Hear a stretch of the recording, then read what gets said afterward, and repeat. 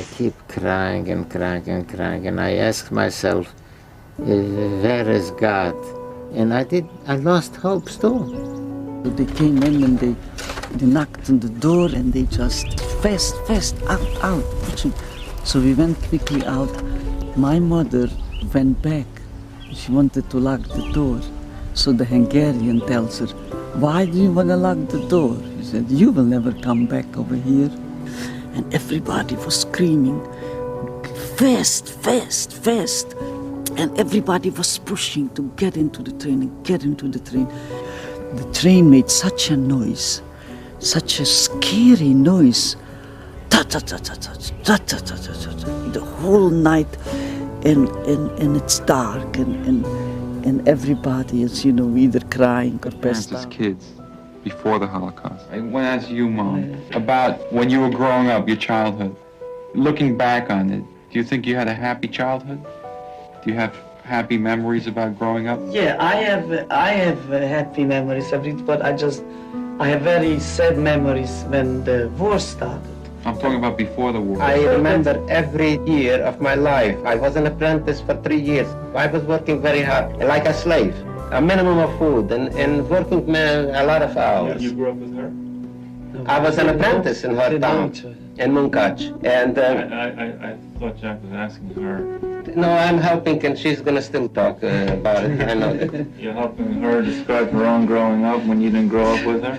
No, I'm not helping her, but I feel it along with her. But you can't assume that you had similar experiences growing up. No, but that's why to say when you're young, you always have happy memories. Joe, do you have happy memories growing up? Quite. So, Some. there goes your theory. Some. No, that's it. It's a mixture of memories. I wouldn't exactly say happy. I'm actually interested in hearing what Mom has to say because it would just be interesting to me. Nobody seems to be very anxious to talk about their childhoods around here. Why not? Why don't you ask me? I have to talk about it. I don't have to ask you. I'll ask Mom and you'll give me the answer. There's one thing that always, all those years, bothers me. Not bothers me. It's always on my mind. I never will know that how my mother really, when she died, because when we arrived to Auschwitz, when they said I went left and right, and when I went with my sister, and my mother went to the other side with a tree, with my little sister, with her little brother. And I will never find out, never know, did she die after 10 minutes or after an hour, after 2 hours? The crematories was burning all the time, but I will never find out, never know when she died. Grab this one. My parents were among the few who survived. I've known about the concentration camps as long as I can remember. But I can honestly say I never used to think about it too much. Watch your head there. Joe's the oldest of the three brothers, and the first in our family to suggest to me that we all might have been affected by what happened to our parents. I think we meant to move it over a little bit. Okay. I don't know how different we are from other families, but I do know what sets us apart. And my discussions with Joe usually come around to the question of how, or even if, we can ever really isolate the impact the Holocaust had on our lives. Why do you think you became a painter? I started reading about painters' lives.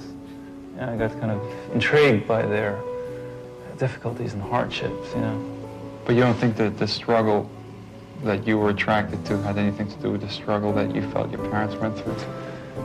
No, not as directly as you put it. No, I don't think so. I mean, I don't personally feel I have the vantage point to really say at what point, in fact, my indirect experience of the Holocaust is relevant to anything that I did. Because I myself didn't go through it. I did not. I never did. In that sense, I'm no different than anybody else. But you grew up with that imagery of the Holocaust. Well, no, I didn't grow up with imagery. I mean, it was not on the walls of our house. That was, I have a he was question. too young. Can you remember the first time you knew that your parents were in a concentration camp or there was terrible violence in our family? How old were you, and do you remember? I had known, I don't know how, but I had known that there was something terrible that happened. There were references made, I think, by Mother, that she had gone through something terrible, and in light of what she had gone, it was a tremendous sacrifice, as though she had a hard time with me. I wasn't an easy child to raise, apparently. So when she had a hard time with me, it would come to light that she had had a hard time already, and she didn't want to have a further hard time. There was mention of Hitler. That I had known at a very early age. Like how early do you think? Oh, God, I don't know. I'd say kindergarten. The kids who played on the street, I don't know. Where was this? In Haifa. It was popular to, say, start a fire. And you never started a fire with the other kids unless you had an effigy in the middle of the fire. And that effigy was Hitler. Anne Frank came to Bergen-Belsen while I was there, because I think I told you this. And we were the first 250 women in Bergen-Belsen. Because she was also very young, she was brought into our tent. Of course, later on, they all disappeared. They were all killed. And I can honestly say, for my city, which was a huge city in Poland, one of the largest cities, I think, if I'm not mistaken, that Lodz alone had 300,000 Jews. There are no survivors, female survivors my age. I think I'm the only one. Like, first you just hear it, it's just a story, and it's not real. But then one day you realize that, hey, this really happened, and it was really my mother. As a matter of fact, I didn't even know that everybody's mother wasn't in a Holocaust. That I had put a load on you because of my experiences. Well, you did. You did. You put a load on me. It's obvious that it has something to do with who I am. I don't know to what extent it does. I think I owe all my children an apology. It's the guilt and your imagination, your fantasy about what might have happened and what might have happened to you. Totally different Holocaust, Jack. What you're talking about is the Holocaust of the mind. Mother, who told me a story I think she really wanted to be telling Shelley. You know, Jack, there's a little story I want to relate to you. There was a little boy who lived in the same building we did. He was about a year old when his mother moved into the ghetto. He had no father, and his mother happened to have been blind. He was acting as her eyes, and at the age of 3, he had asked her, "What is a choo-choo train?" And she tried to explain to him as much as she could that there are such things as trains. Then he asked her, "How big is the world?" And she said to him, "The world is only as big as one side of the ghetto to the other side of the ghetto." This child grew up always hungry, always cold, not knowing what an egg is, or not even knowing that there was a world outside the ghetto. And when the day finally came, when the Germans took us out of the ghetto, he was on the train with us. He cried all along, saying that he doesn't like the choo-choo, because the choo-choo was very cold and very crowded, and he was hungry. He cried for food. And my dad took the last piece of bread that he had, and he gave to this little boy. And the mother said, "Don't do that, because you'll be hungry afterwards." And I think that my father knew that that child will never live again, because he said, "That's all right. Let him once in his lifetime feel what it is to have food, enough to at least be satisfied for the moment." And of course, that was the last day of this child's life, because as we walked into the camp, immediately they took him to the gas chamber. And I often wonder, what was the point of this child's life altogether? He was born at the beginning of the war, lived 4 years in a ghetto where he knew nothing but hunger and cold. And he died hungry and cold. And as much as I miss my parents who were killed and the rest of my family, I truly suffer because of this little child, because there were many children I know, but I was close to that little boy. And I can only... I can't explain it even to my own children or to myself, how I feel about this little... Do you look at that? Do you see that boy when you look at Shelley? Always. When I looked at my children, I always saw that little boy. When my children cried because they got hurt or because they didn't get what they wanted, I didn't hear or see my children. I saw that little boy.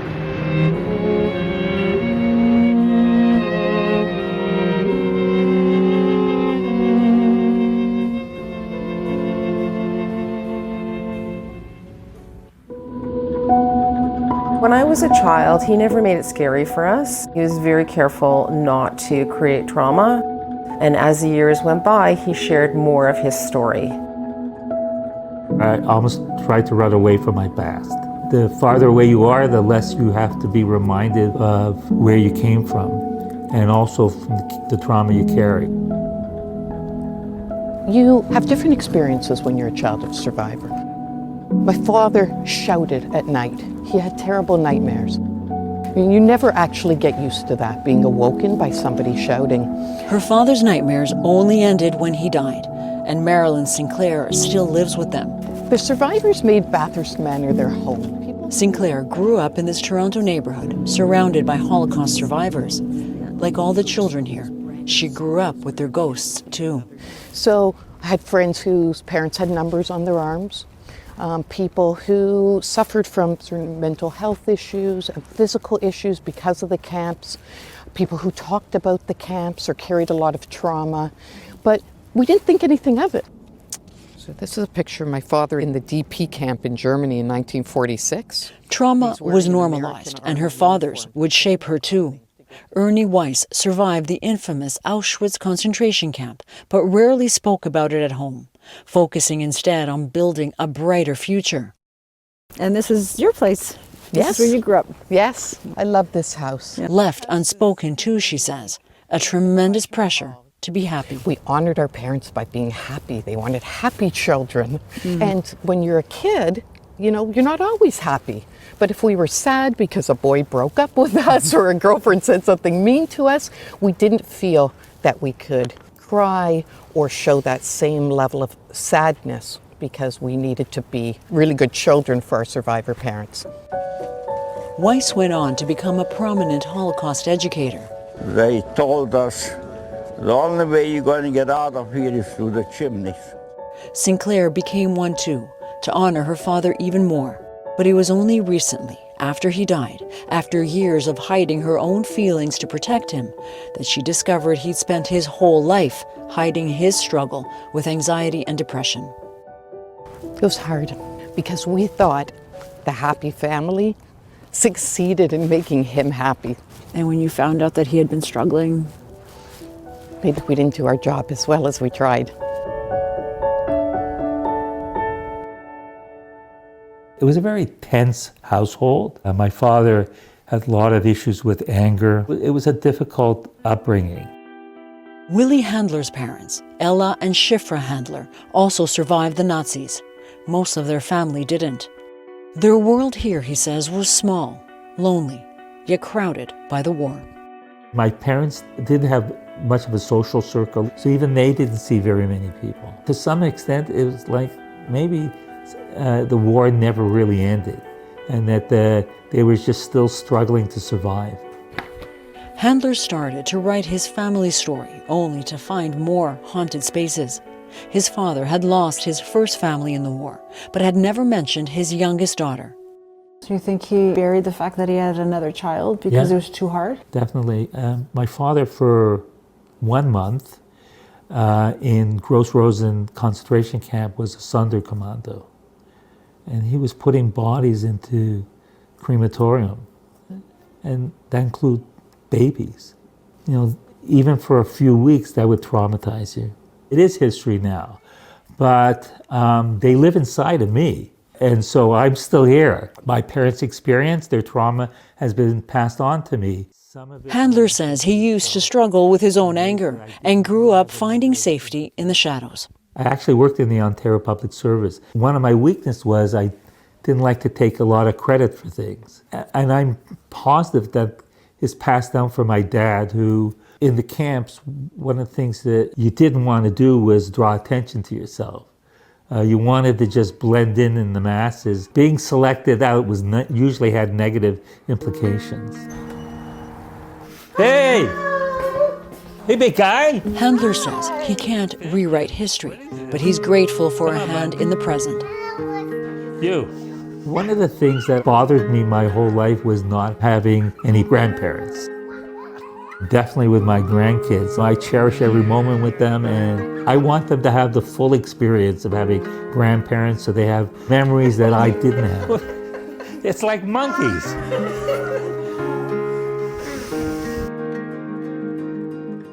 The first thing is pride. Really proud of him. Really proud of his strength, and not just existing, but living and enjoying life. On the other hand, it breaks my heart to know what he went through. Arla Litwin's father survived the horror of Auschwitz too. He became a well-known Holocaust educator, but only talked to Litwin about it when she was older. There we go. Hi, Dad. How you doing? Good. On their daily call while he's in Florida, I asked Nate Leipziger why. How important was it for you to protect your kids from what happened to you? Well, I think this is a universal parental type of feelings. And I think maybe it's even an instinct to protect the children. It's possible to transfer to the children. How hurtful it can be when they... He tried, but he couldn't entirely shield her. Love you. Bye. This is my main pantry. And then I have a backup supply in another cupboard. And if not, then it goes straight on the shopping list and gets replenished. And there's just the two of you here? Yes. When it's empty, I feel, it obsesses me, like it's panic. You know, oh my goodness, it's not, I'm not stocked. I'm missing all of these things. Where do you think that comes from?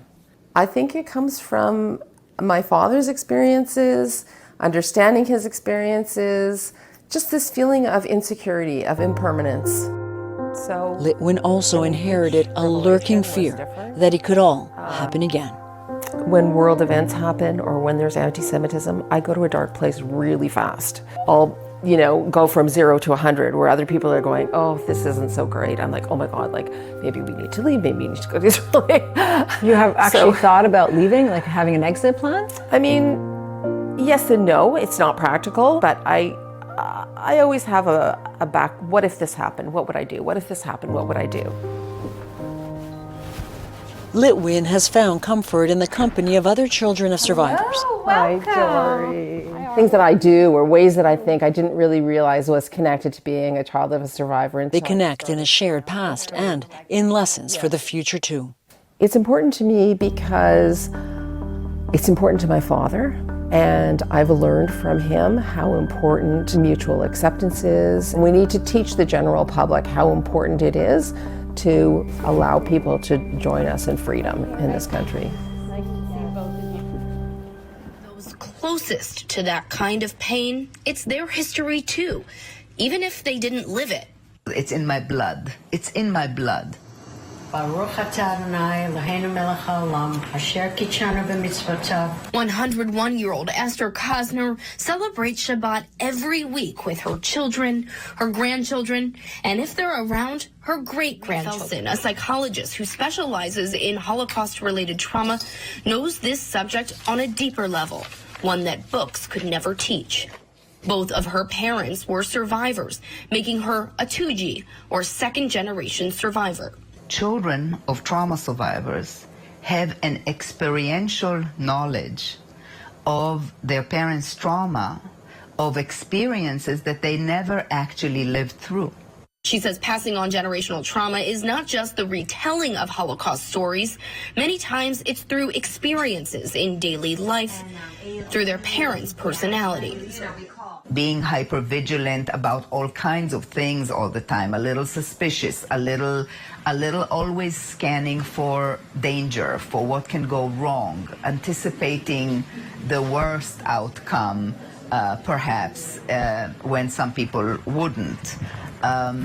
Mistrustfulness, anxiety, a tendency to sort of depressive experiences. In the years I saw my uncle had a tattoo on his arm, and I said, "What is that?" And my dad was there, and he said, "Oh, that's the number of his girlfriend," because my uncle didn't want to say anything. And then everyone changed the subject. Survivor reactions to trauma are as varied as the millions of people who suffered. Some kept their memories tucked away in places no one could access. Some re-experienced their trauma only in nightmares. Others told their harrowing accounts to anyone who would listen. Vocal or not, the impacts ripple through generations. There is a history of 2,000 and more years of persecution. We're prone to it. Dr. Felsen uses this photo when she speaks to groups of 2Gs. It's a photo taken of vines on a snowy day, but she says she typically hears an audible reaction from the crowd. They see Holocaust survivors standing at morning roll call in the snow. Those not impacted by the Holocaust, she says, see just a snowy vineyard. She calls it the dual reality of trauma. For survivors and their children, they live in the here and now, but also in the reality of trauma. And the reaction will be very much from that trauma reality, and sometimes completely not really appropriate to the stimulus in the here and now. And so for Dr. Felsen, both personally and professionally, her goal is to make sure the next generation is not as traumatized as the last. That maybe one day, future descendants of survivors will just see snowy vines while remembering the horrors and lessons. During years of torture and starvation, we're told to just let it go. But the reality of that trauma was tangible even years later. As many survivors created their own families, they had little to no extended family of their own. No aunts and uncles, cousins, or grandparents. My father was one of 8. My mother was originally one of 7. None of my mother's siblings survived. The amazing thing is that the survivors did not become a population of psychiatric patients. Yeah. Well, it's interesting because I can't remember which presenter commented earlier. I think it was Françoise about, where does memory lie? Before language, before any capacity to sort of think about or understand anything, there is the body. So I was told that I was born angry. My mother's description of me was that I was born angry. So, what was that about? So I had internalized in utero, I believe, a huge amount of the trauma that was in my DNA. Now, this was manifested overtly. There was clearly something very wrong. There were many visual signifiers, but there was no language or explanation attached to it. What was easier to kind of speak about or think about was that Maya seemed to be a problem. There was no getting away from the fact that I was the only person who had a mother with a number tattooed on her arm. So the first symbolic signifier that it was something very strange in my family was that my mother had, apparently, as young people would say at the time, why does your mother have her phone number on her arm? Well, I couldn't explain it. So it would be probably pre-10 years old. In response to such questions, I would say to my mother, why do you have a phone number on your arm? It didn't resemble our phone number, but it was a number. She would say, "I'll tell you when you're older." Mm-hmm. And that time never came. Well, not before my own discoveries, accidental discoveries. It's such a complex issue, isn't it? Because on one level, and I've had, as I said, I've been fortunate enough to have friends from both the survivor generation and second generation. And in a way, I've seen it as almost a protection. Mm-hmm. Is it lying? When you've got a family background of such appalling trauma, that almost beyond, because how on earth does the individual cope with that, let alone cope with parenting? Yeah. Because this is an issue that's often been said to me, we didn't know how to be parents. Yes. So on one level, some of these people who had good lives before the show, they had loving families, and then you had that appalling renting of society, and then they emerge, and as you said before, many people wouldn't listen. Nobody really wanted to listen, and then you're in a situation where you do marry, you do have children. How are you going to shield those children? What do you tell them? When do you tell them? I have a friend who actually sat her children in front of a video on the show when they were 14 and 15. She thought that was the only way I could do it. You can imagine the trauma that caused. But and she said, "Oh, that was me." I mean, how do you respond to that? Well, I think, as you say, there were those that told and those that didn't. And absolutely, my mother's position was that she did not want to traumatize her children beyond all redemption by telling them they have no grandparents because they lie somewhere in a mass grave. So without any shadow of a doubt, my mother's motivation in not telling, although had she been asked at the critical moment, yes, who knows what might have been different. By the time I was born in 1958, she had settled into, in part, a dissociative state, but also a survival state. She was building, did a very important new life, which of course was the task of those that survived. So what is very strange is I didn't speak my parents' language, literally or metaphorically. My parents' first language is German, and my parents spoke German to each other.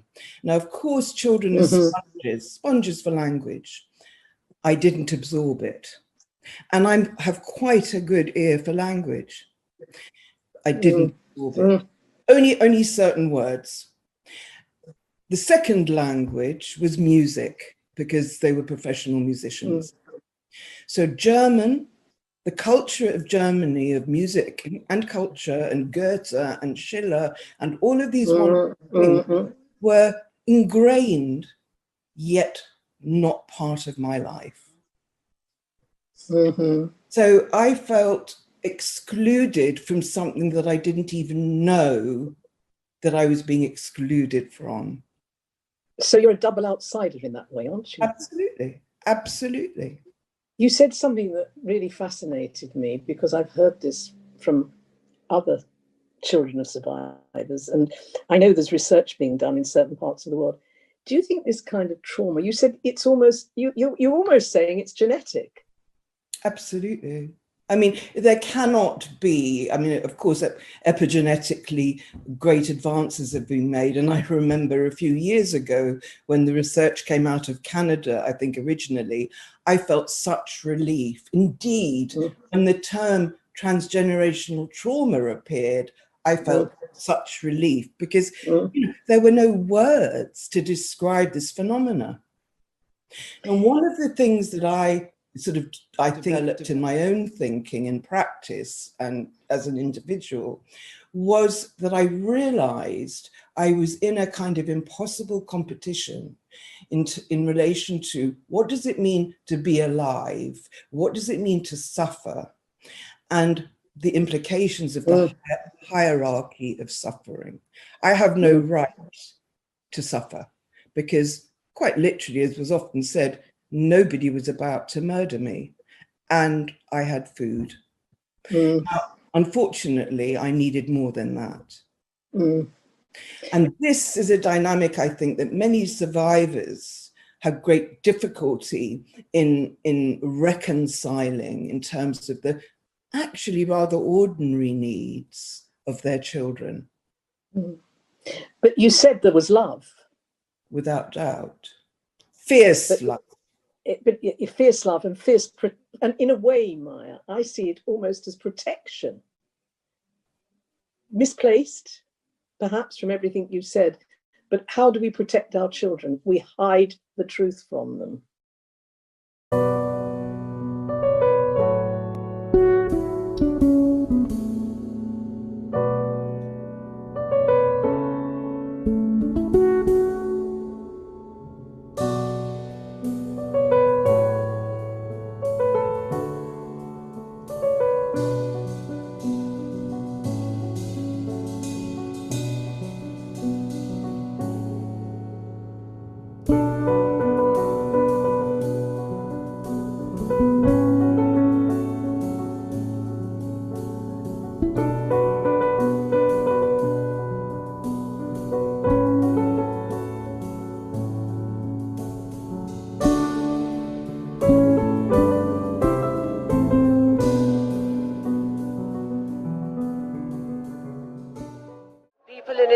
Who have endured the worst terrorist attack in generations.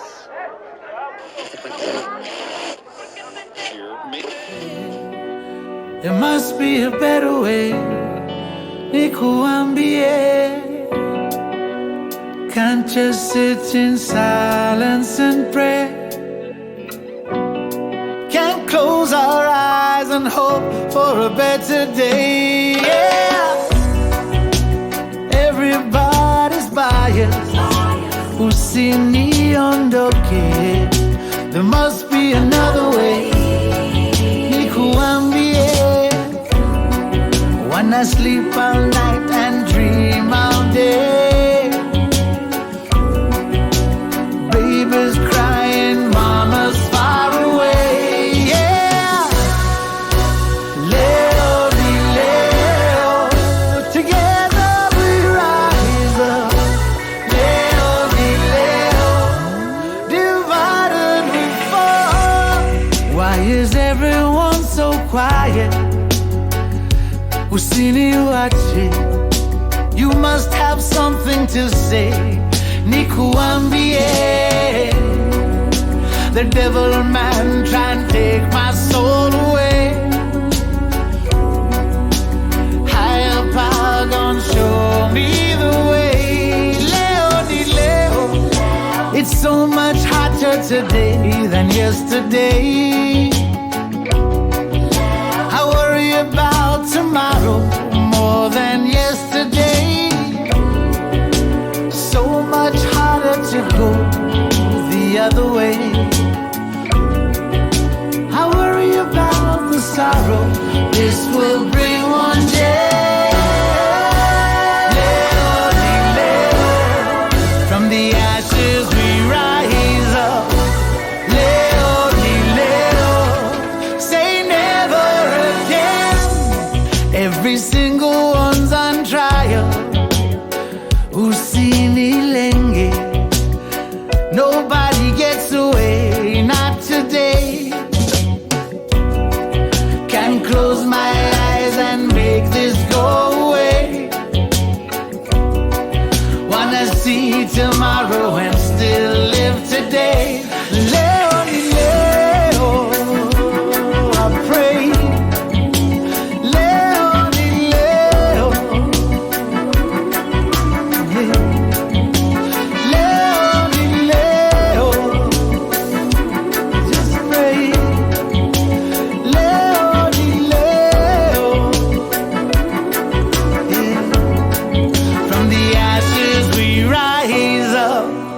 Leonie, Leo, say never again. Never again.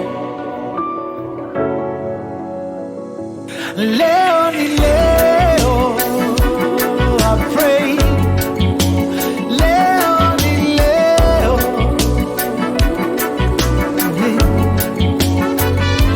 never again.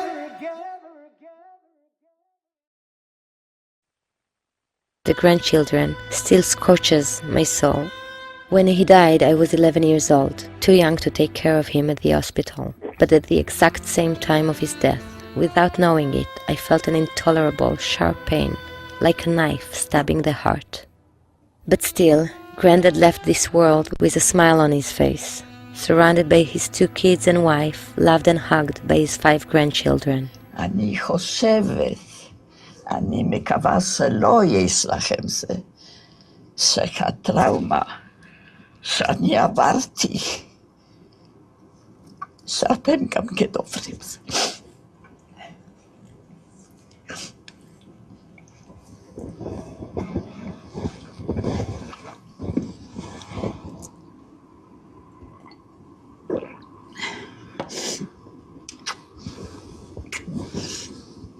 אולי, אבל אנחנו כאן עכשיו כולם, וטראומה היא רחוקה כבר.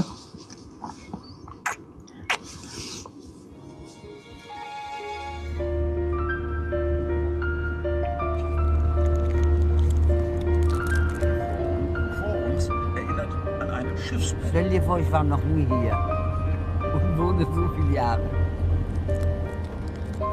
Warst du schon hier spazieren? Warum? Ich finde das wunderschön.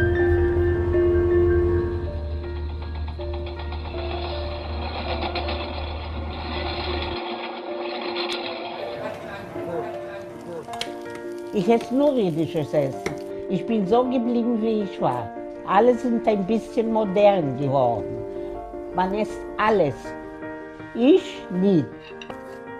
Ich war 12 Jahre, wo der Krieg ausgebrochen ist. Mit 14 Jahren war ich schon im Lager. Und 18,5 bin ich raus aus dem Lager. Wann sollte ich lernen? Welchen Stein wir angucken und lesen, wie alle Leute kennen wir. Alexa, komm mal her. Hast du schon so was Schönes gesehen? Weißt du, was mir vorgeht? Crazy. A little bit crazy, a little bit. לשתות, לחיים.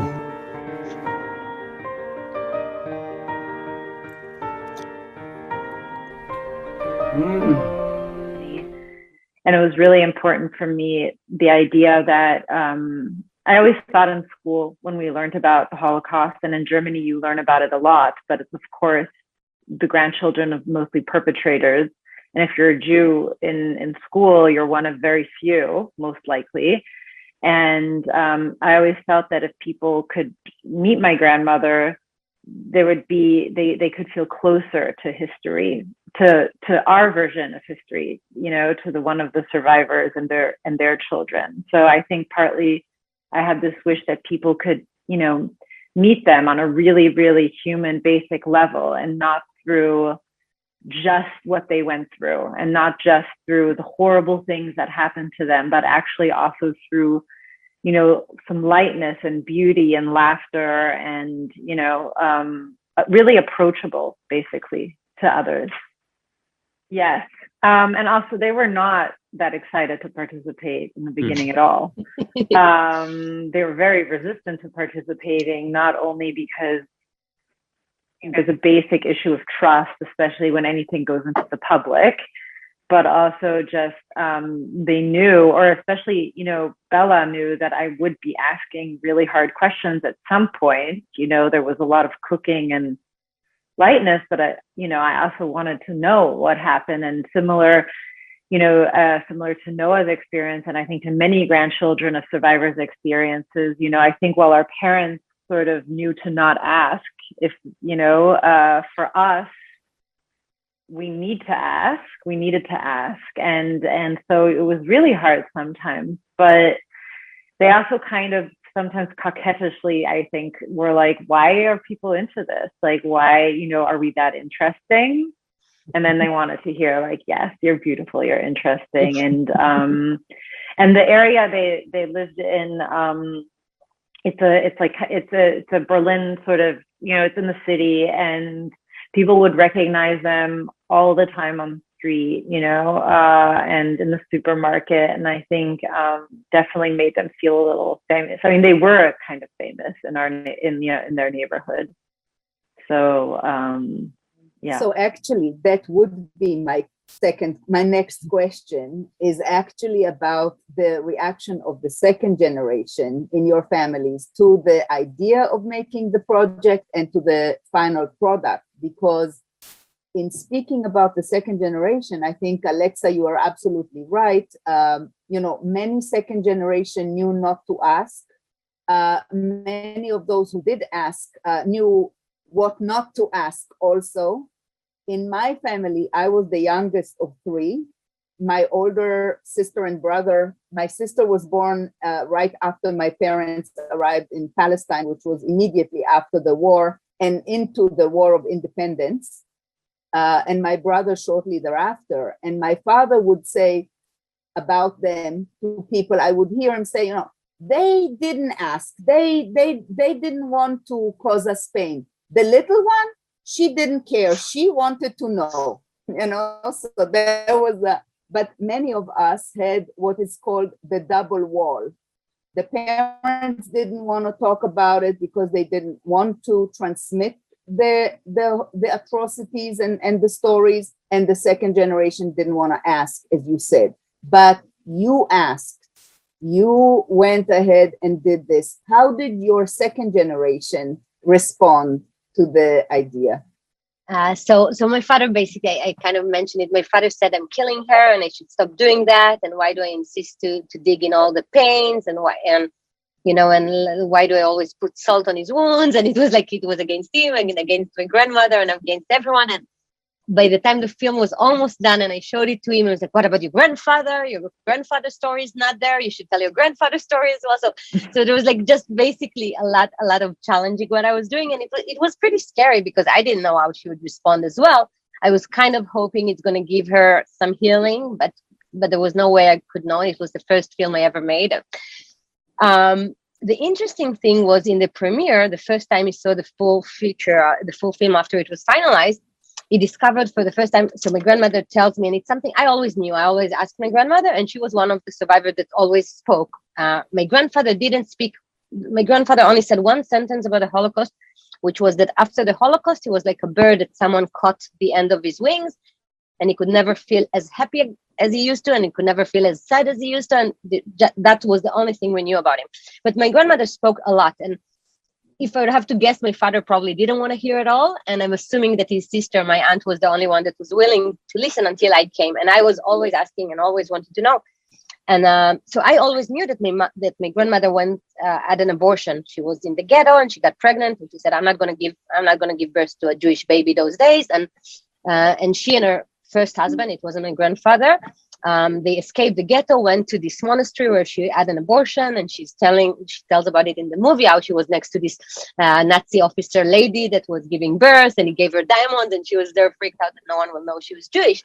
So I always knew about that, and it was very obvious to me, and I never imagined that my father had no idea about it. And when we came out of the premiere, he said that he never knew that she had an abortion. And she as well, when I asked her in the movie, she says, should I say it? Like, are you sure you want me to say it in public? So obviously it was somewhat of a secret, but like that's a good example of something that he had no idea that happened, which, would obviously affect him more than me directly. He was supposed to have another brother or sister or whatever it is. So I think in many ways, the film gave him the story, some of the story that he'd never heard and probably didn't want to hear as well. I think in retrospect, he's probably pretty happy about that. But still, until today, he was very pleased when it was aired on TV and when people told him things about his mother and how amazing she is. And so he did enjoy that part. But I would say that until today, I'm somewhat surprised, because for me, having this film is having her alive and, have an ability to see her, to show her to my kids. I'm very keen on not passing the trauma, but letting them know my grandmother. And with them, I feel that they still are a bit hesitant. I think they're happy it's there, but like I don't think any one of them watched it again since the premiere, you know. So it's still kind of it's a good thing it's there. It's a good thing you did it. Get working on your grandfather's story, but don't force us to watch it again. Basically. Yeah, you know, I know a lot of people who have not watched their parents' testimonies on video, which were given whether in the context of the Spielberg project or the Yale archives or other places that did it, and their second generation child has not yet found the capacity to watch it. It's so I scary. do have to say, in my undergrad, one of my dissertation topic was analyzing my grandmother's Holocaust story. It was many years before the film, and it was about the collective memory versus the personal memory, and where do they kind of cross paths. And I remember then learning about the result of bearing witness. It's really hard, you know, so I can definitely understand that, especially when it is your parents, you know, there was Absolutely. one level of separation for us. Absolutely. And indeed, you have been protected by another generation. And your survivor grandparents are also, they were also at a very different life phase by the time that you were doing this and getting to know them than they were such a short time after the end of the trauma when they were raising their children. So it's a completely different time in their lives. And another very important aspect is the fact that the socio-cultural attitude to the Holocaust and to Holocaust survivors has changed very dramatically over the years. So when we were growing up, it was something not to talk about. It was, you know, in America, the survivors were treated as the greeners. In Israel, there were all kinds of expressions, and everybody basically wanted, the second generation wanted to be Americans or Canadians or Sabres, Israelis, be children of survivors.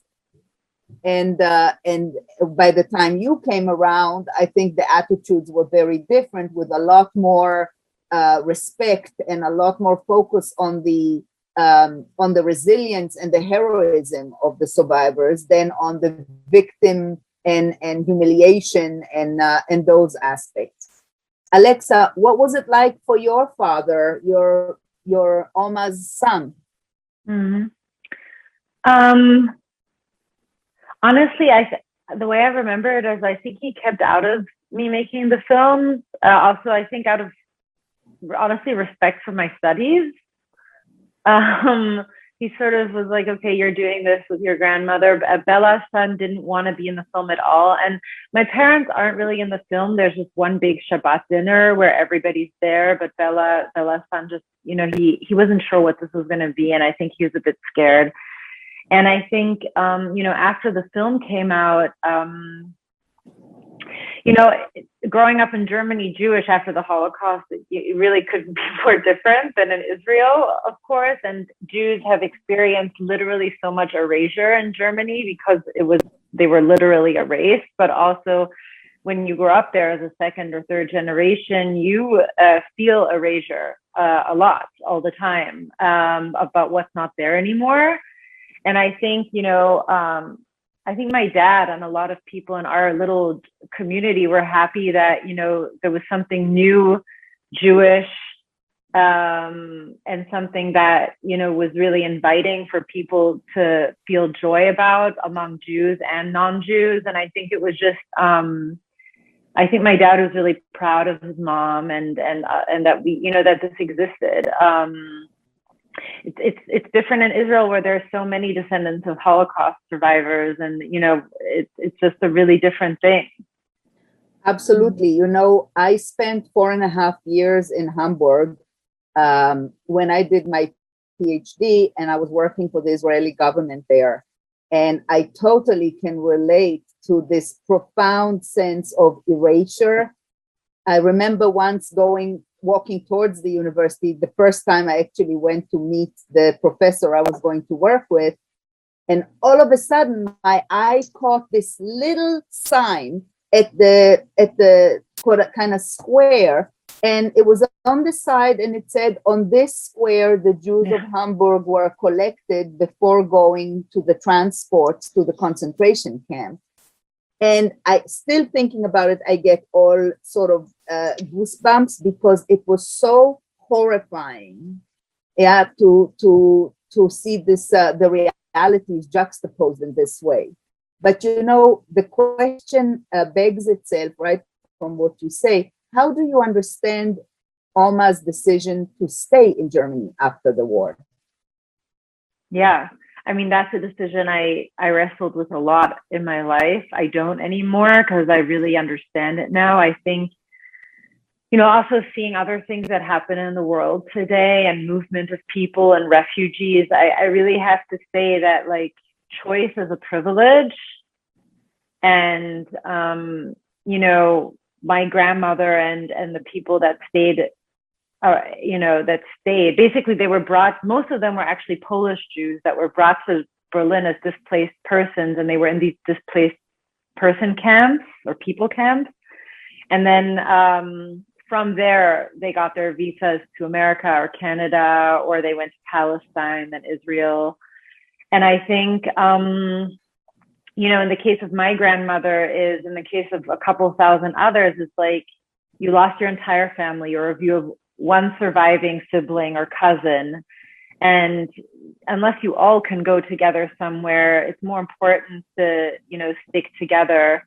And, you know, they were 19, 20 years old. They were really young. And in this, my dad was born in a DP camp, and the people they met in the DP camp very quickly became their new families and their new community. And the other thing, that I used to really judge morally, but now I get it as well, is the fact that, you know, as a Jew in Berlin, after the war, a divided city where the Americans are occupiers, Jews were able to move more free than really anybody else because of what had been done to them. And a lot of them really, I really can't say any different, just really did very well on the black market and made well for themselves. And it was very easy to earn money. And of course, with a massive moral price on it, right, is the fact, like, that they, in the late 40s, were able to sort of, you know, be busy, but, you know, until the day my grandmother died, she never had any non-Jewish friends. She was still friends with the people she was in the DP camp with. You know, you know, a great moral price on living in a place where you think that everybody's your enemy, and that is an additional trauma on top of the trauma of the Holocaust that I feel Jews that stayed in Germany had and gave to their children and grandchildren is an intense. I mean, I think this is like a post. You know more about this, but like a post-Holocaust, like everybody hates us and wants us dead attitude, I'm sure exists everywhere among descendants of Holocaust survivors. I think in the case of Germany, it's a little bit specific just because it's Germany. But yeah. That was Polish. When she realized that the Russians are taking over Poland, she escaped back to Germany. You know, it was like in the end of 45. And she said the Russians were the worst. Like, she was, you know, she preferred to move to Germany. She was not a German, you know, she was Polish, and she moved there, and she was there in a displaced people's camp for 2.5 years. So I think to a certain level, there was, you know, there was some sort of strange sense that maybe it's safer than other places at that stage.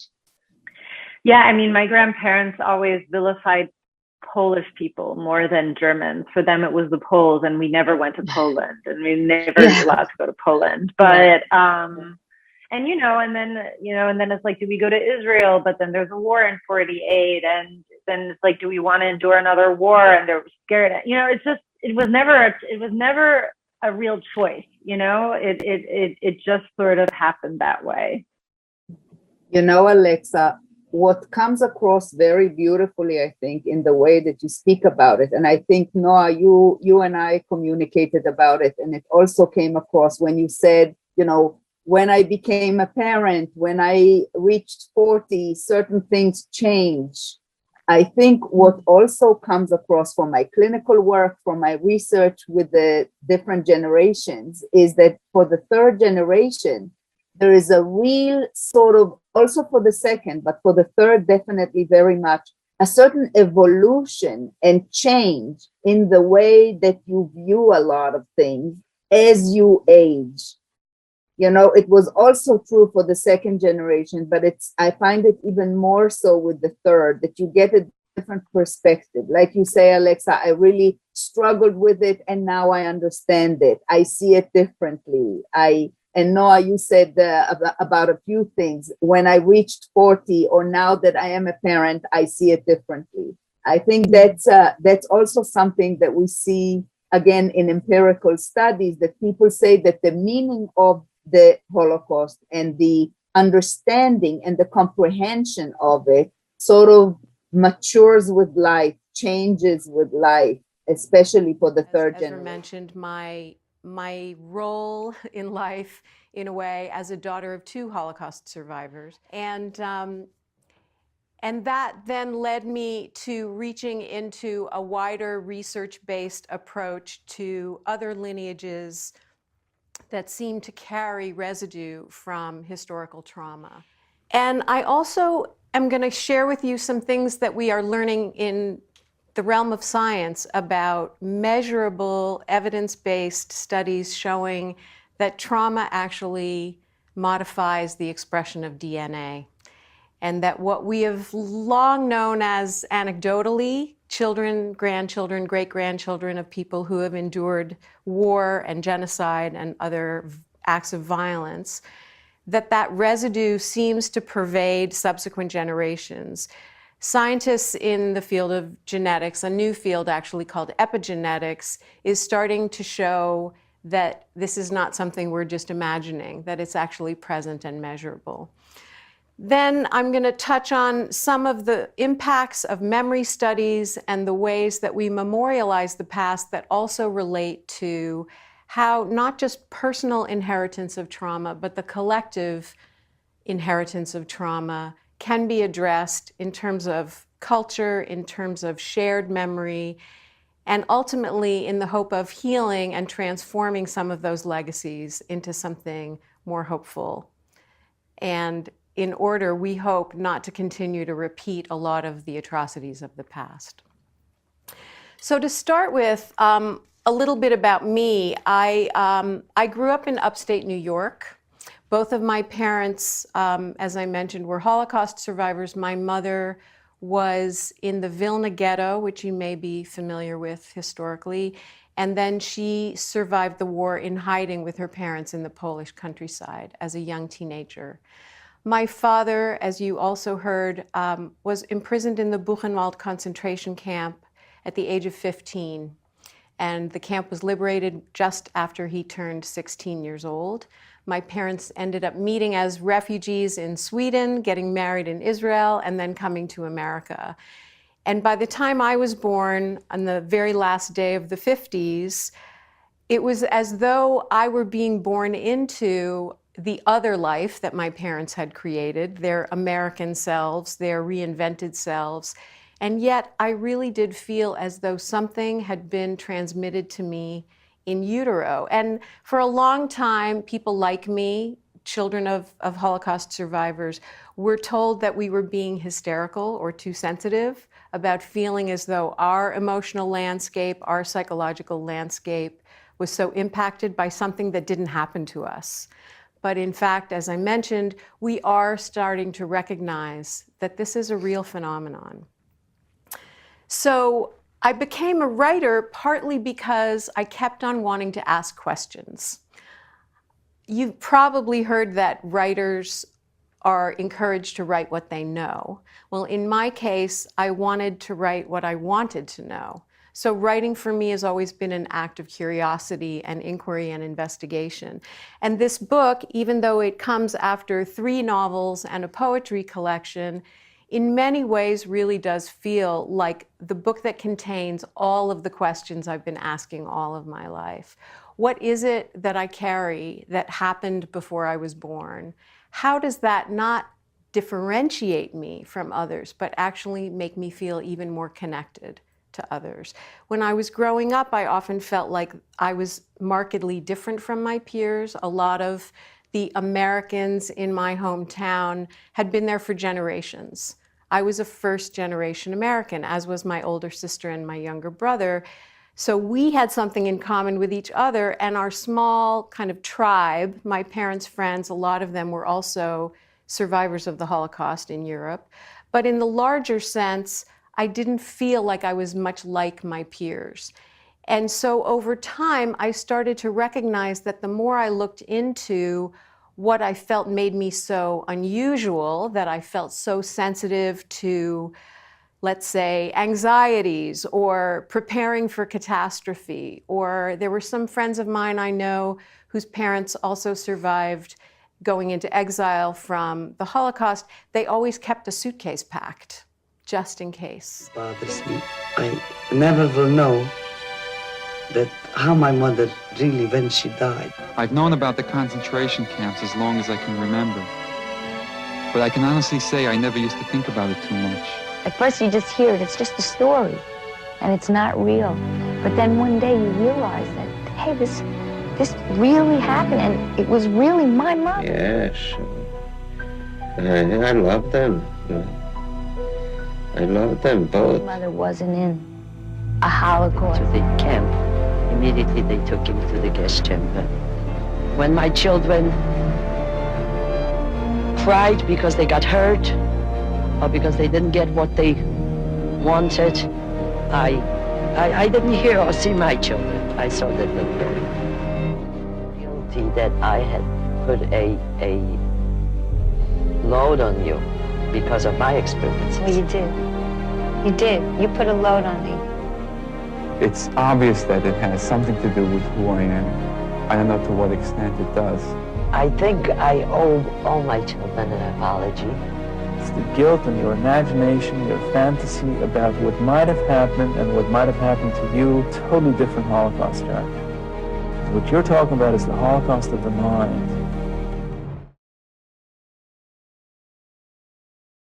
Thank you for joining us for today's program, Intergenerational Trauma in Second and Third Generation Holocaust Survivors, for a discussion with Dr. Melissa Wasserman, moderated by Lisa Ansell. We are honored to have them both here with us today. Dr. Melissa Wasserman is a clinical psychologist and adjunct professor of psychology at Pepperdine University's Graduate School of Education and Psychology. She specializes in post-traumatic stress disorder, military behavioral health, couple and family psychology, and corporate health and wellness. Lisa Ansell is the Assistant Director of the USC Kasdan Institute for the Study of the Jewish Role in American Life. In today's conversation, I thought that it would be beneficial to have a clear definition of what intergenerational trauma is, and your work as a clinical psychologist and professor, and how this focuses on the specific type of trauma in your professional career.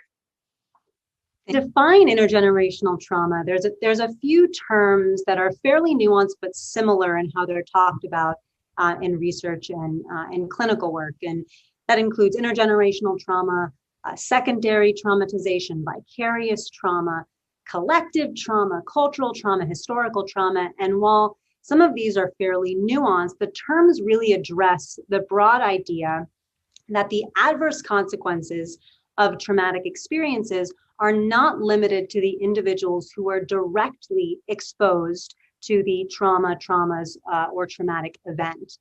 And so that the effects can impact others in the environment. So whether that be maybe family members, maybe children, descendants, maybe their friends or caregivers, individuals from the same cultural group.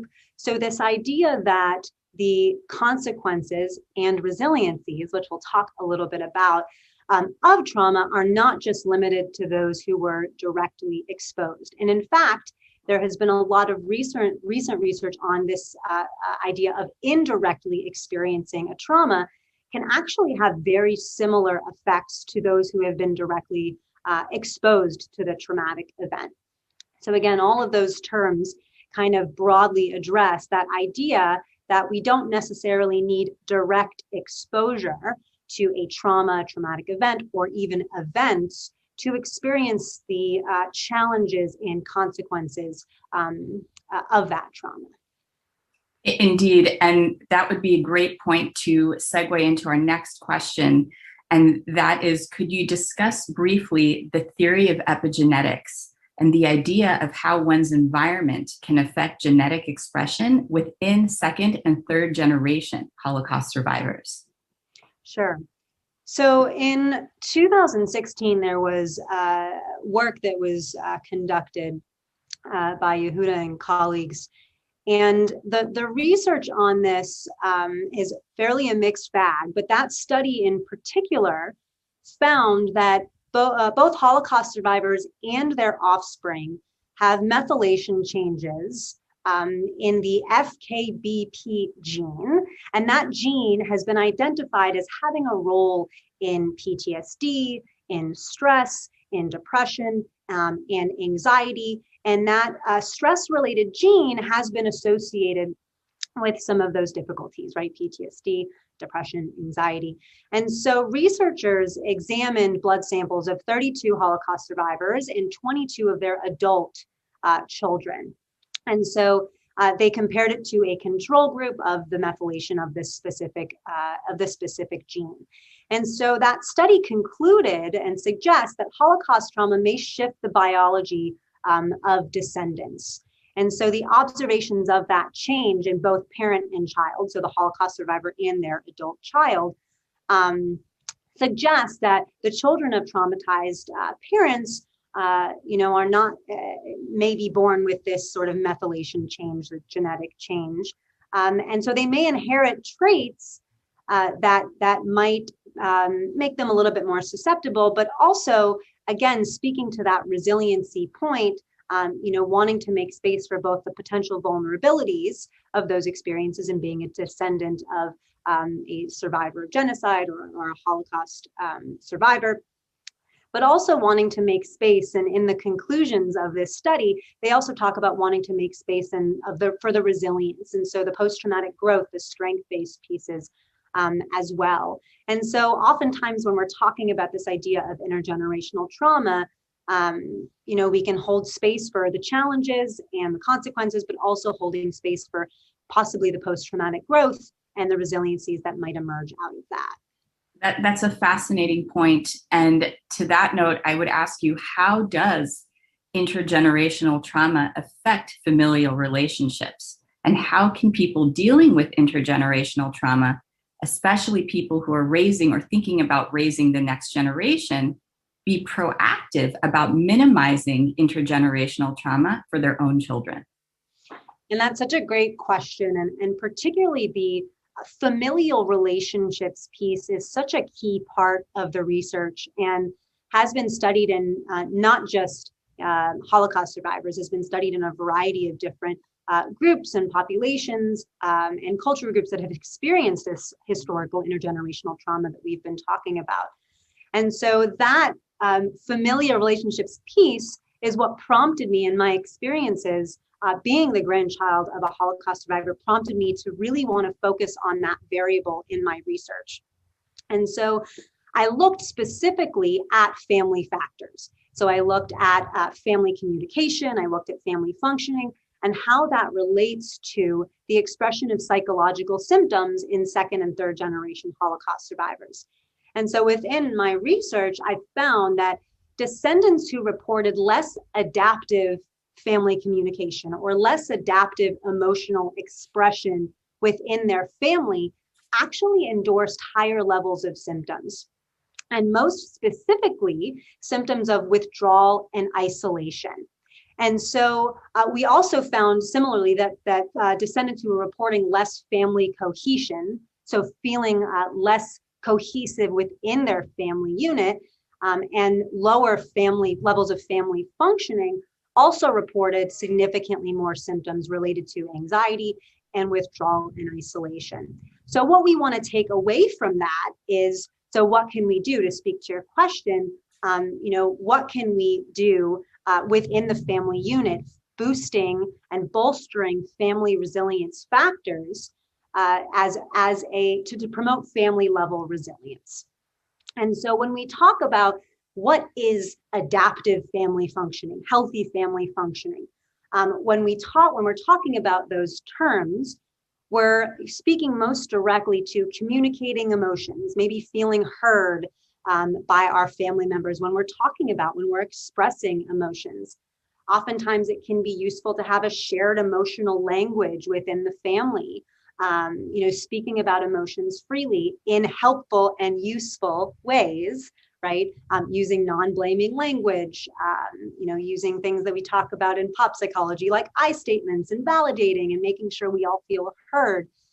That also relates to ideas of family cohesion and family functioning. As families, do we collaboratively problem solve? Do we feel accepted within the family unit for who we are? Do we trust and turn to one another to support each other in times of crisis? Do we openly discuss our fears and concerns as a family unit? Those are all what we call family resilience factors.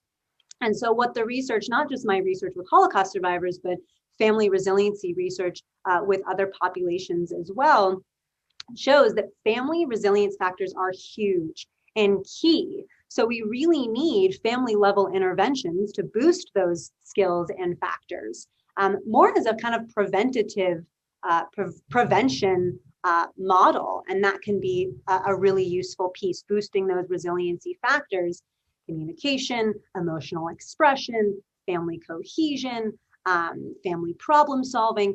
Those are all things that we know are really useful and adaptive and helpful within the family context. Thank you. Thank you so much for sharing that. That's so instructive. I'm also a grandchild of survivors, and this gives me much wisdom as well. Moving on to the next question. What are the layers of trauma that second and third generation survivors experience? And does the intensity of those layers diminish with each subsequent generation? In other words, does intergenerational trauma always follow a linear path from first generation to second generation to third generation? Or does it present differently in different family dynamics? Of the concept of fear of continued oppression, what are the channels available to express feelings of intergenerational trauma in positive and constructive ways? Yeah, that's an excellent question. And I think that can look different for everyone. There's not necessarily a one size fits all, but when we think about things that support meaning making and connection are generally, for many, positive ways, right, to connect with that. So perhaps maybe, joining a support group of like-minded individuals, or maybe individuals who have experienced and can connect with these constructs of intergenerational trauma, collective and cultural trauma. Perhaps more solitary ways of journaling, writing, reflection, expressive arts, activism, social justice. And in addition to that, when we think about meaning making in general, right, research has shown the powerful effects of storytelling and narrative as a way that we can make meaning. And Viktor Frankl has done a lot of work in his logotherapy about meaning making, narrative therapy. How do we make meaning out of trauma? And so the powerful effects of storytelling can be really, really important, and can be a great way to connect with that in a constructive way, in a way that we can make meaning in a more positive way. And so those are just some examples of how we might be able to do that. Right, exactly. And when we think about how we construct narrative and how we create meaning, what is the relationship between second and third generation survivors to visual and oral history of the Holocaust? Is there a heightened sense of moral obligation to preserve memory by the direct descendants of the Holocaust versus within the general population? Yeah, I think that, and this emerged in my qualitative interviews as well, and I know have emerged in other qualitative research around being the descendant of a Holocaust survivor. And I would argue, maybe even as a Jew in general, this idea of never forget, our duty to remember, is something that's often explained in the relationship to the Holocaust, and that the Jewish people must never forget and never let similar atrocities occur again. And that's something that seems to reverberate across generations and may manifest in different ways. As my personal experience, there has been this, I've taken on the role of family historian and taken it even a step further by conducting my dissertation on this as a means to make meaning for myself. And so, I have so many books that talk about the experiences of the Holocaust and World War II, and I can speak to my father's experience as well, this almost borderline obsession with wanting to know more as much as we can, continue to think about these things. And so as we think about this idea and this notion of never forgetting, that might look totally different, right? Again, there's no one size fits all model for being a descendant or, being the child, grandchild, now great grandchild of Holocaust survivors. And so we likely connect to that part of our identity in a variety of different ways. And so a good place to start is to really ask yourself, how do I even connect with this part of my identity? How salient does this part of my identity feel? And I mean, I'd love to ask that question to you, Lisa, of like, how do you connect with this part of your identity, being the descendant of a survivor? That's a great question. To me, being a third generation survivor is something that I almost feel on a molecular level. It's part and parcel of the fabric of my being. And it really is what drives my sense of activism, my sense of responsibility, my desire to preserve memory, not just for myself, but for subsequent generations. I would say that as a grandchild of Holocaust survivors, the phrase "a genocide denied is a genocide continued" is particularly meaningful for me. And for this reason, I would say President Biden's recent public recognition of the Armenian genocide particularly resonated with me as a moment of tremendous catharsis and kinship with descendants of the Armenian genocide. It's being a descendant of a survivor is something that connects me to other descendants of other genocides and atrocities. Yeah.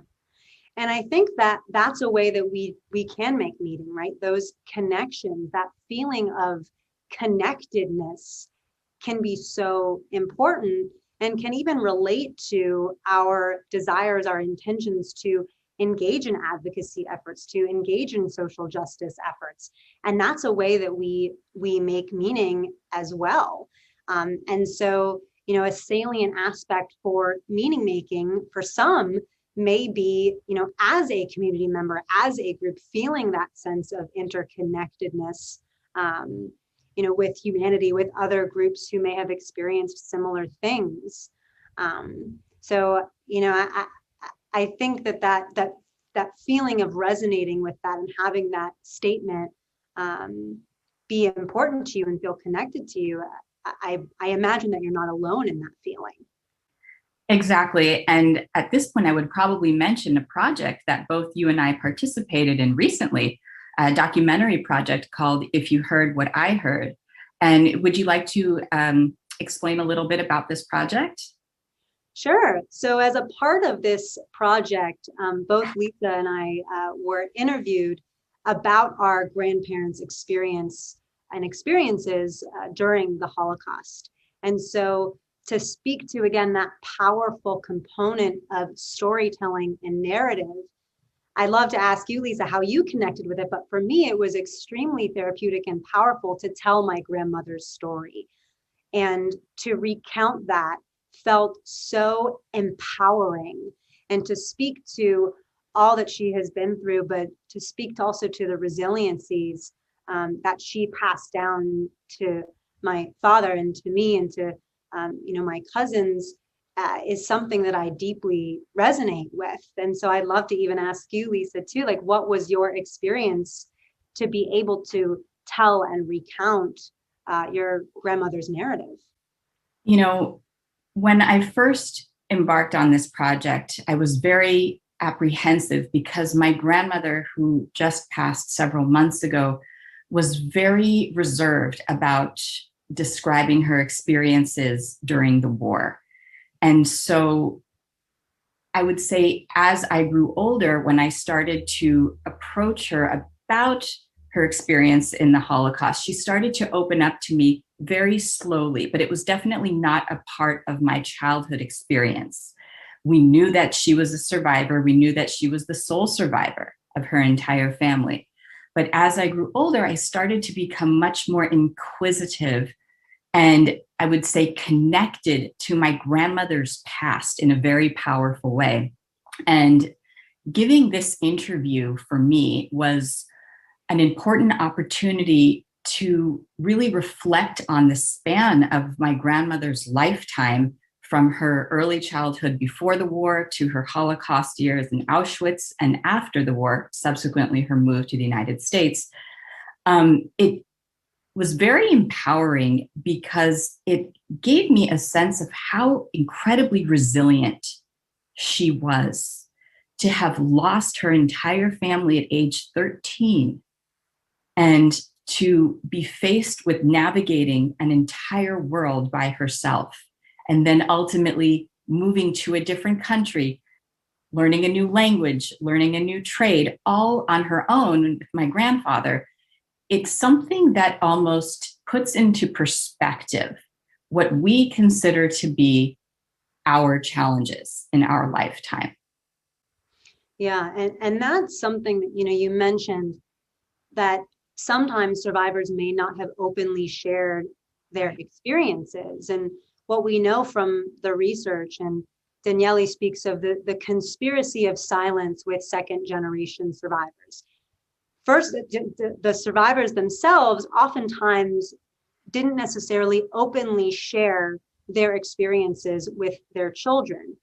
And we can assume maybe what some of those reasons might be. Maybe it was too soon. Maybe, there was some compartmentalizing of this new life, and maybe it felt like too close of a relationship, didn't want to sort of share those experiences with their children. And so that was communicated silence. But then the second generation didn't necessarily want to inquire to their parents' experience for fear of re-traumatizing them. So we have with the second generation what was sometimes seen as this cycle of silence, right? First generation didn't share their experiences with their children. Children, for fear of re-traumatizing, didn't inquire. Now that conspiracy of silence does not seem to translate to third generation survivors. And we see a different relationship with the trauma, with Holocaust trauma, with being a descendant of survivors, with the third generation. And so what research does show is there's a different type of identification that third generation survivors have with their grandparents' experience. And so oftentimes, and this showed up in my qualitative research as well, third generation openly inquired to their grandparents about their experiences, and survivors oftentimes share that willingly and openly with the third generation. And so what do we make of that, right? Maybe it was an amount of time that lapsed. Maybe there was a once removed generation that felt safer. Maybe, we can sort of make assumptions, and we don't know, right? We'll likely not know, but we can assume as to why there was that conspiracy of silence that often showed up with second generation survivors, and how the line of communication seemed to open up a little bit more in a different way with third generation survivors. Absolutely. And to that point, I would say that when I was in my early 20s, I chose to learn Yiddish, my grandmother's native tongue, in Israel on a fellowship program. And when I came back to Los Angeles, being able to communicate with my grandmother in her native tongue added a whole other dimension to our relationship, and for her ability to communicate with me, to communicate ideas and facets of her life that otherwise she may have lacked the vocabulary to fully express, or now she clearly understood that my interest was so strongly connected to her past. So that was definitely something that I experienced as a third generation survivor. I love that. And I think that speaks to that connectivity and that meaning making in and of itself. And I must admit that's something I've looked into as well. And after my grandmother died in 2018, I looked into starting Yiddish classes as a way to feel more connected and closer to her after her death. So I almost have a sense of jealousy that you did that. And now it makes me want to do it even more. I feel like after this webinar, I'm going to go look for Yiddish classes again to enroll. It's interesting because Yiddish is experiencing a tremendous revival amongst people of third generation age and even younger than us. It's fascinating.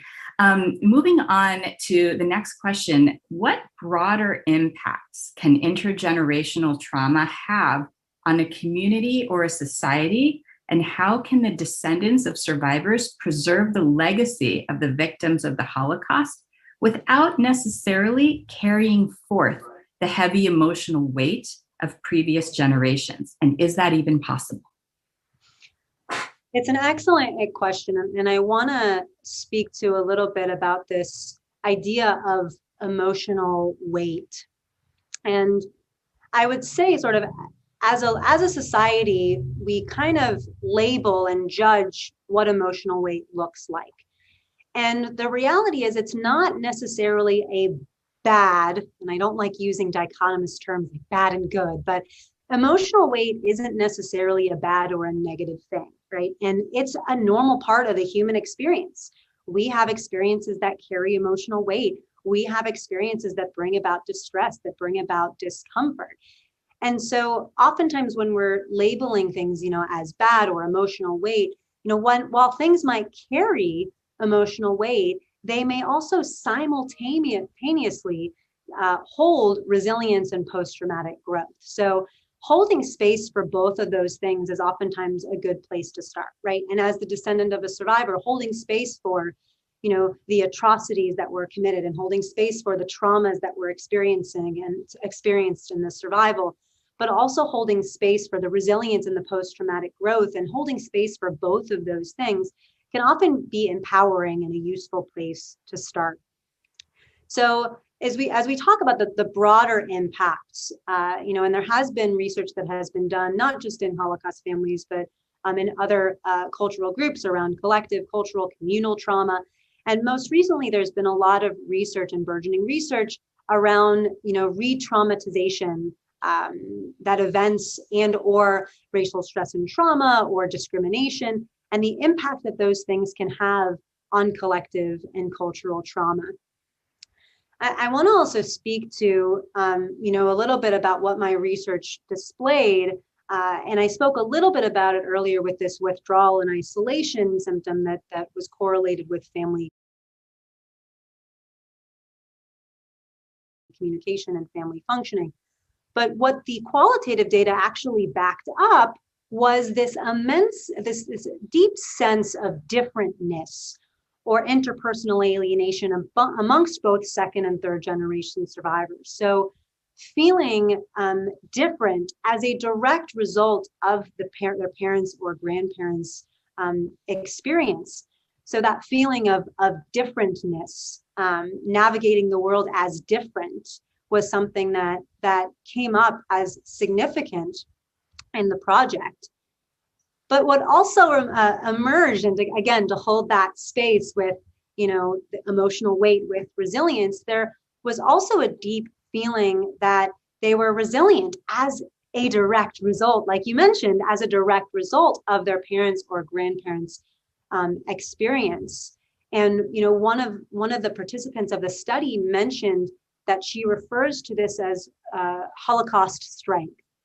And I really resonated with that term and even kind of integrated it into my own vocabulary, this sense of Holocaust strength.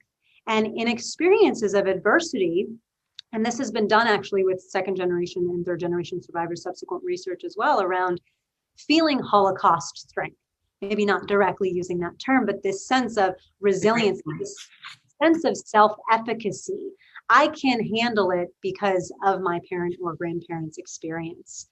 And so I think that's a really kind of important piece of the puzzle. Yeah. Absolutely. That's such an interesting point about thinking of the converse of Holocaust trauma being Holocaust strength. And how can we empower ourselves in whatever life circumstances we may be facing at the moment, with the backdrop of how incredibly strong our survivor grandparents had been in order to even survive and let alone thrive. Yeah. Turning now to your work specifically, in your work as a clinician, are there promising holistic treatment paths for intergenerational trauma? Or is the solution to treat behaviors and conditions that result from it individual? For instance, are there non-medical interventions that can help deal with intergenerational trauma, such as community-based solutions?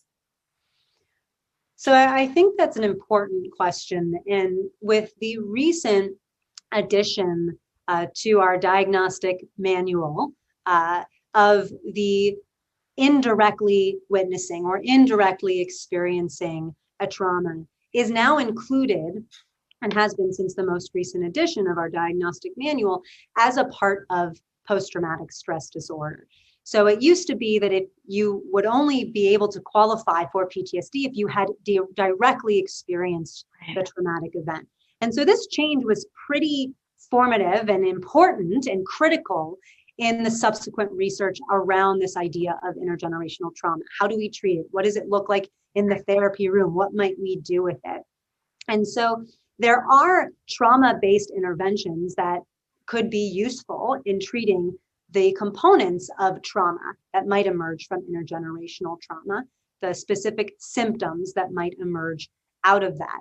They've also been doing a lot of research around family resilience, right? Resilience skills. How do we utilize those as an effective way to mitigate the effects of trauma and how trauma manifests within the family unit? Like some of the things we mentioned: communication, cohesiveness, problem solving, being able to regulate emotions within the family unit. So those are also ways that once a family or an individual within a family experiences a traumatic event, that would be another great line of defense. And oftentimes in research, they include, what might be a really good, clinical implication of this study. Oh, we need more interventions that boost family resilience factors, right? And so there are already present family resilience interventions, one particularly out of UCLA that I worked with for several years called FOCUS, Families Overcoming Under Stress. That is an intervention that is evidence-based for use with military and veteran families who have experienced the challenges that come along with being within a military family. And so when we think about, interventions that one might use, thinking about family resiliency factors, boosting individual resiliency factors, and some of the more trauma-informed evidence-based treatments that one might use to treat trauma more generally would be a great place to start in terms of, non-medical or more behavioral or cognitive interventions for PTSD or trauma or intergenerational trauma itself. Right. That's really, really important. And I'm wondering along those lines, if there is almost a subfield of psychology that deals directly with Holocaust trauma, and if there are support groups for second and third generation Holocaust survivors. Well, and I think that's an important question for meaning making, right? If that feels that connectivity, we talked a lot about the importance connectivity, finding support, making meaning, narrative storytelling, all of those things. I think that there definitely are, I hope there are second and third generation support groups. I know that when I was conducting my dissertation, which feels like yesterday and simultaneously decades ago at the same time, there were groups for second generation survivors. And my understanding is that there are third generation survivor support groups as well available. And now with, everything being remote and online, they might even be more accessible now in these times, in our times of telehealth than ever before. And so those are more like formal support groups, but there are ways to initiate connection with survivors of genocide, descendants of survivors of genocide, and promote connectivity in communities through events like this, through webinars like this, where people can come together. I just recently did a talk at a Hillel as well to talk directly about third generation survivorship and being the third generation survivor. And so ways like that are ways that we can create meaning and promote connectivity and connect with individuals who may have experienced similar things. Thank you. Thank you so much, Dr. Wasserman. This has been so informative. At this time, we're going to open up the session to question and answer. So I'm going to have a look and then we will ask some questions. Okay, the first question from Elaine is, what role does attachment play in second and third generation? Such an excellent question. And Elaine, we could talk about this for hours and hours, just talking about attachment.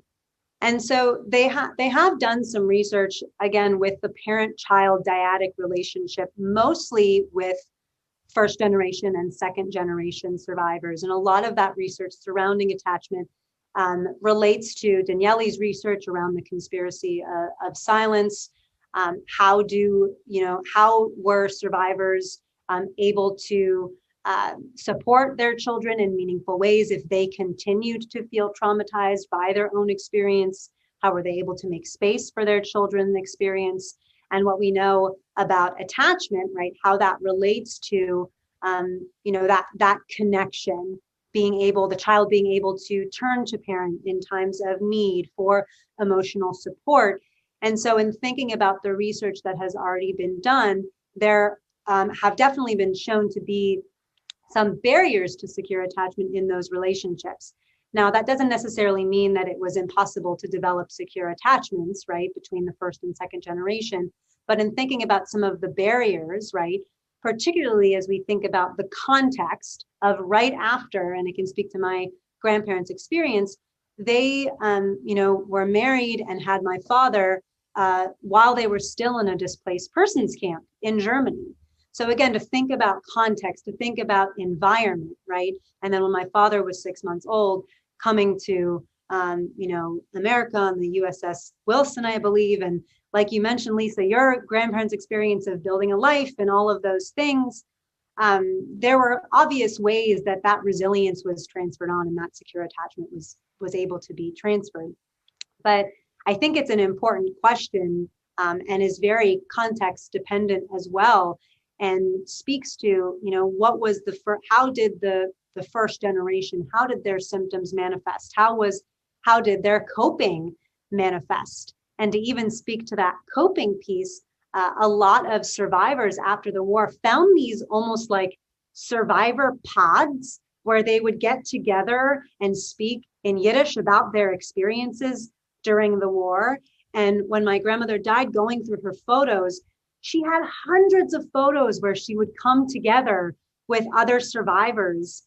And again, almost like storytelling, meaning making, finding avenues of support, that seemed to be incredibly important and salient for a lot of survivors. I see, Lisa, you nodding as well. I am, because what you are talking, I share so much in common with what you are expressing. First of all, I would say, just on a personal note, my mother was also born in a displaced persons camp in Munich, Germany. And then subsequently moved to the United States as a very young child.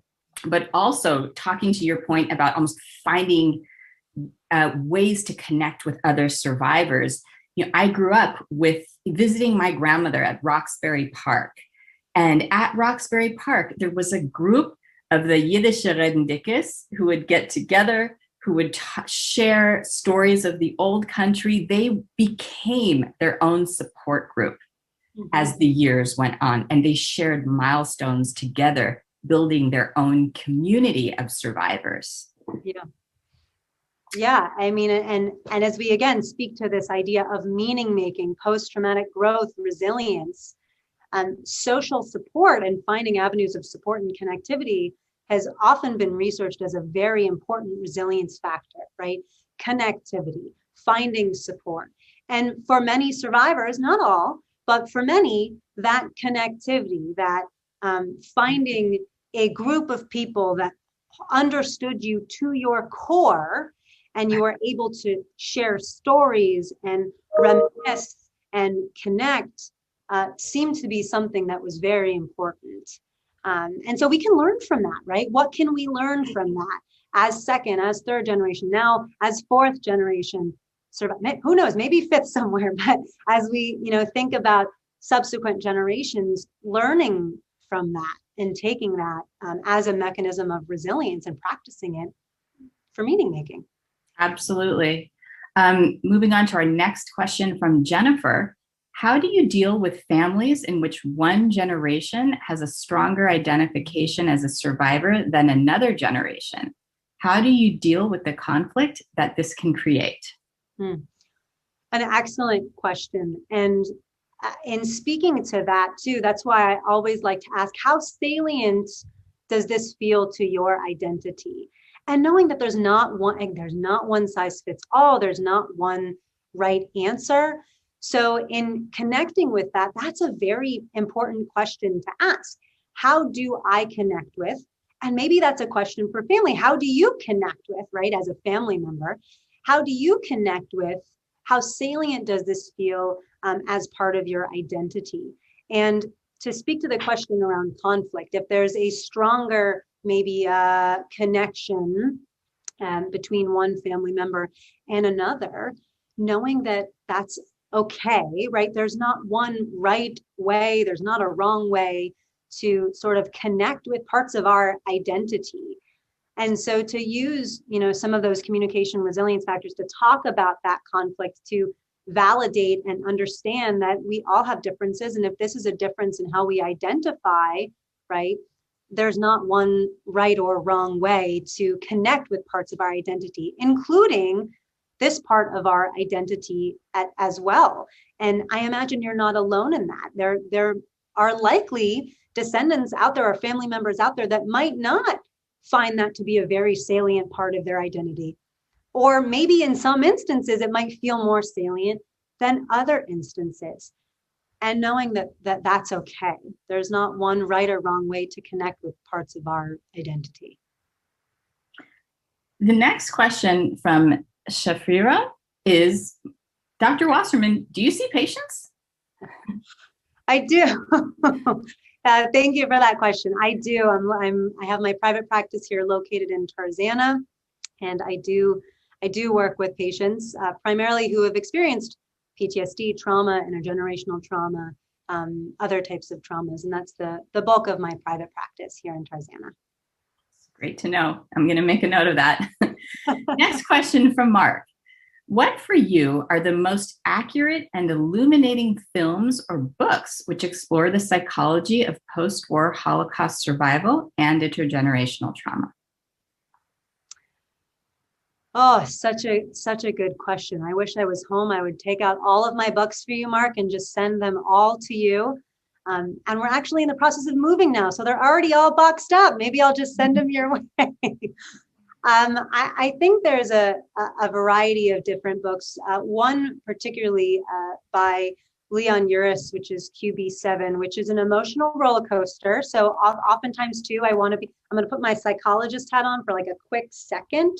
When we read, when we watch films that connect with this experience, being mindful of taking care of ourselves, monitoring how traumatized or re-traumatized we might feel when reading these books, when watching these movies, pausing as necessary, reflecting as necessary, asking for support as necessary is an important point. I would probably say that QB7 by Leon Uris is one of the books that I have read that I recommend. Another one that again captures the experience in a quite intense way. This Way to the Gas, Ladies and Gentlemen, is another one that I have read, and again is intense and emotional. But another one, oh my goodness, there's so many. I would like to simmer on that question, Mark. It's it stumped me a bit in terms of going through my Rolodex of films and books, but I'll maybe ask you, Lisa, are there books, are there films, or maybe even those from the audience that you might recommend? I definitely agree with you in that Leon Uris has a tremendous power in conveying emotion of Holocaust trauma. And that is a book that I have on my bookshelf as well. Yeah. Even as you share, like Viktor Frankl's Man's Search for Meaning, I mean, I think should be a must read for absolutely everyone in the universe. Elie Wiesel's Night, those are all ones. Viktor Frankl is one that I've oftentimes recommended for patients, for students. That's one that I think would be an important one. There's also one, a more recent one called The Choice by Dr. Edith Eger. Eger, I might have totally mispronounced her name there for a moment, that I would highly recommend. And she is a psychologist, Holocaust survivor, activist. I would highly recommend checking out all of her books, but The Choice is a more recent one that she's come out with that is beautifully written and captures the experience in a powerful way. And I would also, to that note, I would add the book Number the Stars, which is a children's book. It's geared for, I would say, middle school age children as a way of an introduction to the history of the Holocaust. The next question is from Mia. As a younger viewer, I know so many who do not even know about the Holocaust. How important do you believe it is to teach this in schools? I may have a biased perspective, but I think that it's incredibly important to teach this and other genocides in schools. And I think that it's so incredibly important. And I know that there has been a lot of activism and lobbying around how do we teach this in schools, at what age, when, for how long, what books do we utilize, or what teaching methodologies do we want to utilize to teach this in schools. But I think it's incredibly important. The project that Lisa and I engaged in and talked a little bit about, If You Heard What I Heard, is also like an educational project as well around hearing Holocaust stories and recounts from the most recent generation, so from third generation survivors. And so that's another powerful way to communicate stories and narrative in a way, and the intent of that was for it to be powerful. Even the title of the project, If You Heard What I Heard, you would never forget. So another way to utilize videos or documentary recounts to share and educate about the Holocaust. Right. And to that point, I would also add that there's a direct correlation between education and understanding of other communities, right? Who we may not be a part of, or we may not know members of personally. And when we understand other communities, we have the tools to combat hate. So education is indeed a fundamental tool for our society. Next question from Linda. If Holocaust trauma was experienced as a child, mother was saved by being put on the Kindertransport at age 9 and never saw her parents again, is there a difference in manifestation of trauma in descendants versus Holocaust experienced by a more mature person? That is an excellent question, Linda. And the research in some ways, and my study didn't, but in many ways, oftentimes this idea of Holocaust trauma is sort of clumped in terms of not identifying the different ways in which a person may have survived. And so I think that's an important variable that needs additional research on, particularly what are the different ways the particular Holocaust experience. And we know that there's an incredible amount of diversity in terms of the survivors' experience. Exactly like you mentioned, Kindertransport, hiding, partisan, concentration camp, work camp, that's not even naming all of them, but there's an incredible amount of diversity in that experience. And I'm not sure that the research currently grasps that level of diversity of experience, but is something that I think needs a little bit more research at this time. So oftentimes in research, when we're talking about Holocaust survivor, we are including all of those experiences. And so we might be missing some of those more nuanced experiences of the survivor, but an excellent question, and one that I think needs a little bit more research on. Definitely. I think we have time for a couple more questions. So I'm going to move now to a question by Mark. Can you speak to the amount of anxiety and stress that us pass from survivors to their offspring and from second generation to their offspring? And to what extent does this anxiety stress affect functioning in the world emotionally and mentally?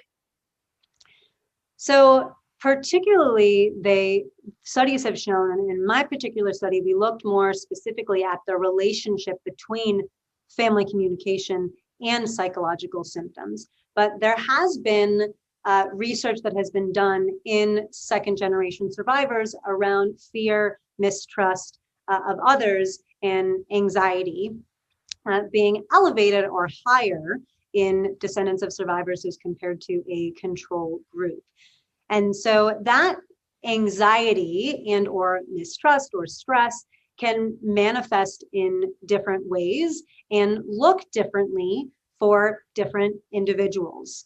And so in terms of how that anxiety and mistrust can even pass on to future generations, I think that's definitely, into speaking about even in my research, how that showed both in third generation and second generation survivors, that can be something that can be passed on. Now, symptoms, as we even talk about them more broadly, there's been a lot of research more generally done around parental mental health and how that impacts a child's social and emotional adjustment or development. And so there's been a lot of research around how that can even be transgenerational, separate from what we're talking about in terms of intergenerational trauma or Holocaust trauma or things like that. So to what extent, I think it depends and looks different, dependent on severity of symptoms, dependent on are there other caregivers or avenues of support for the child. How is that anxiety and stress communicated within the family context? So I think it can really depend on all of those other variables, including some of the environmental variables that we discussed before, in terms of how that is displayed or how that shows transmission of maybe anxiety or how that shows intergenerational transmission of stress as well. So I think, and I know I'm not wild about this answer, it depends on context, it depends on familial context, it depends on family communication, cohesion, sort of all of those variables that are shown to play an important part in any sense of intergenerational transmission of stress, anxiety, trauma, anything. Right. And for our last question, I would just build on that concept of familial expression. How do I introduce, this is from Ev, how do I introduce transgenerational concepts of trauma to my parents? I think that in speaking about, how, that would also depend on context as well, and how things are communicated overall within that relationship. But ways of opening that dialogue, and talking about, maybe even using this webinar as a point of reference. Hey, I attended this webinar the other day and I would love to get your thoughts on this idea. What do you think? Oftentimes a great way to lead with that, gathering a sense of what they think about these concepts, what others think about these constructs in a more inquisitive and curious way. And oftentimes when we come at something with curiosity, it can be a really useful place to come from, right? I'm really wondering, what is your experience of this? Do you feel like this rings true? Does this feel salient? Can often be a good starting point in jumping into conversations like this. Maybe if there is a fear of how is this individual going to take this? I don't want to come at this in a way that would lead them to be defensive or feel maybe sadness or guilt in some way. So coming at it from a place of curiosity and inquisitiveness, right? How do you connect? I'm wondering if this feels salient or true for you. Can oftentimes be a good place to open up that line of dialogue with parents or others as well. Thank you. Thank you so much, Dr. Wasserman. I've gained so much insight and wisdom as a third generation survivor, and I thank you for providing all of us with your expertise on this subject. I'm going to now turn it back to Harmony from the Holocaust Museum Los Angeles for some concluding remarks. Thank you, Lisa. And thank you, Holocaust Museum LA and Harmony for having me today. Well, thank you both so much on behalf of Holocaust Museum LA. We really want to thank you, Dr. Wasserman and Lisa, for sharing your time and your expertise with us today and your experiences. Before we sign off, I want to invite everyone to join us on Thursday, May 13th at 11 a.m. for a special program featuring Holocaust survivor Gabriella Karen, who survived by hiding in an Ursuline monastery in Bratislava. You can also join us next week on May 18th at 5 p.m. for How We Got Here, From the Good War to the Storming of the Capitol, a conversation with Stephen J. Ross and former Congressperson Mel Levine about the historical roots of the Capitol siege in post-war white supremacy. This program will be presented in partnership with Lisa's own Kasten Institute. You can also find more information about all our virtual events on our website at holocaustmuseumla.org. Holocaust Museum LA brings you programs like today's at no charge. If you are enjoying our programs, please consider supporting our work by going to holocaustmuseumla.org to make a donation. We want to thank you again, say thank you again to Dr. Melissa Wasserman and Lisa Ansel, and to all of you for joining us today. Take care, stay well, and we hope to see you all again in person someday soon. Thank you. Thank you all. Thank you all. All right.